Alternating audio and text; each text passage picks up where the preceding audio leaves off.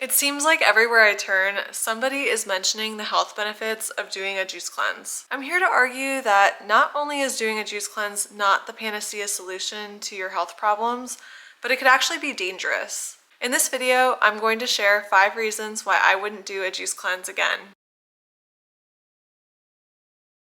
Fruits and vegetables consist basically of carbohydrates, and while I'm not here to demonize carbs, what I will say is that in my mind, doing a diet that consists only of carbs is a recipe for disaster. Eating large quantities of carbs without having protein or fat first creates a blood sugar spike in our bodies and can lead to a lot of health implications down the road. On top of that, these carbs have essentially been stripped of their natural ability to slowly release glucose into our bloodstreams because we've essentially removed all the fiber from these fruits and vegetables and are consuming them in a concentrated form.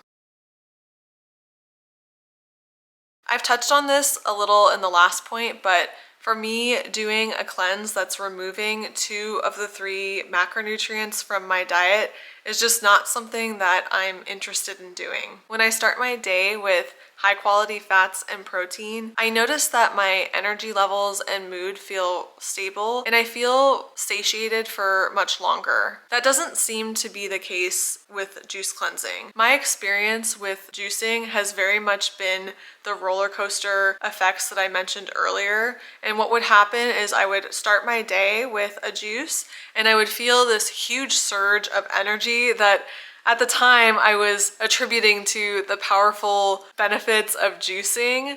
But then as the day would go on, usually about 2, maybe 3 hours later, I would feel this huge crash in my energy levels and I would get almost hangry to the point where I needed to eat something quick or I felt like I was just going to crash. And that seemed to be the cycle for me day in and day out while I was doing my juice cleanse.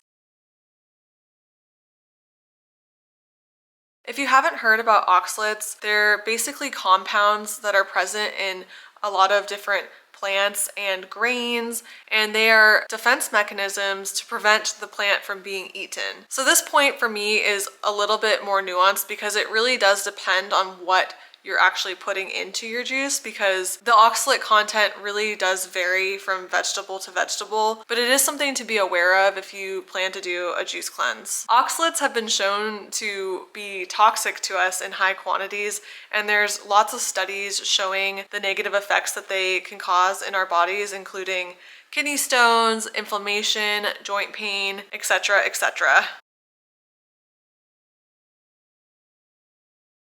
There is virtually no fat in fruits and vegetables, which isn't a problem if we're eating a salad drizzled with olive oil or sweet potatoes with butter on top. But unless you're adding fat into your juice, your body isn't able to absorb a lot of the fat-soluble vitamins that are in those fruits and vegetables. Not only that, but oxalates have been shown to bind to calcium and magnesium, which essentially blocks our body's ability to absorb those minerals.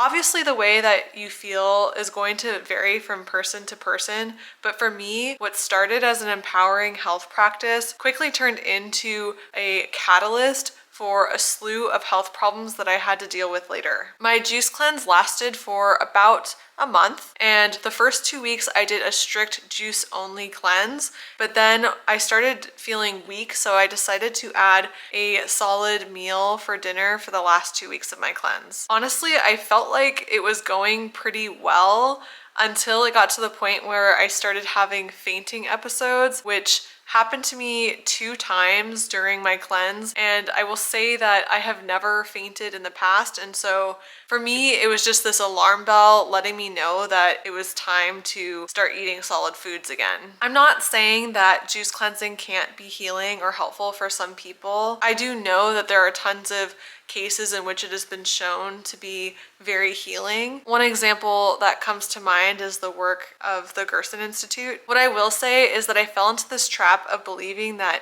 juicing was going to be this cure-all solution for me. I didn't consider the fact that I had just had 2 children within 2 years, that I'm a woman with fluctuating hormones, or the fact that I have low blood pressure and a low body weight. The reason that I mention these examples is just to highlight how our personal situation can greatly impact the outcome of our diet choices. I hope this video was helpful and it provided you with some considerations to take before deciding to do a juice cleanse. Please consider subscribing to my channel if you'd like to hear more content from me about health and wellness. Thanks for watching.